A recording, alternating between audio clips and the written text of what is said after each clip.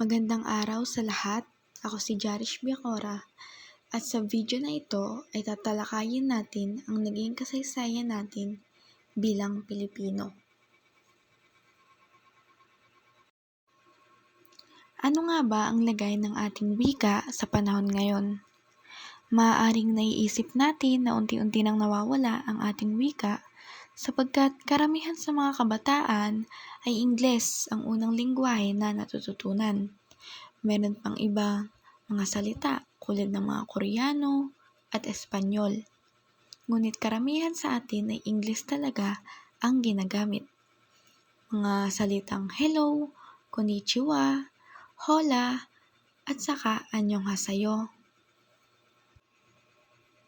Bilang pagkilala sa buwan ng wika, atin ngayong lakbayin ang historya ng ating pagkakakilanlan.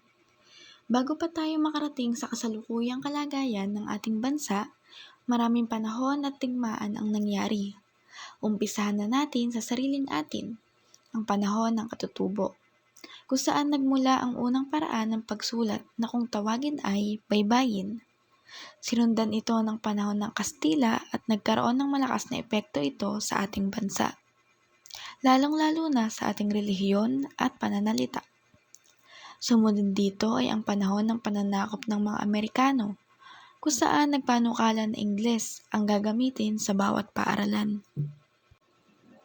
At panghuli ay ang panahon ng Hapon, kung saan nagpalabas ng ordinansa militar bilang 13 na nagsasaad na Nihongo at Tagalog ang mga opisyal na wika.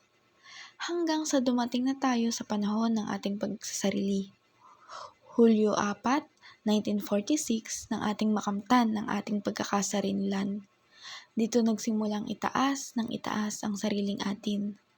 Ang ating pambansang wika ay nagsimulang tawagin bilang Tagalog, ngunit ngayon ay nabago na. Ito ay tinatawag ng Filipino.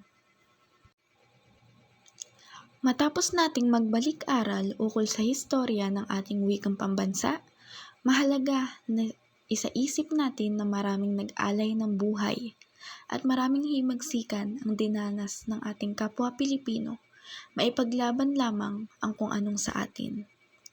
Bilang pasasalamat, ano pa man ang matutunan nating lengguwahe at kultura, malaking bagay na atin pa ring balik-balikan ang sariling atin.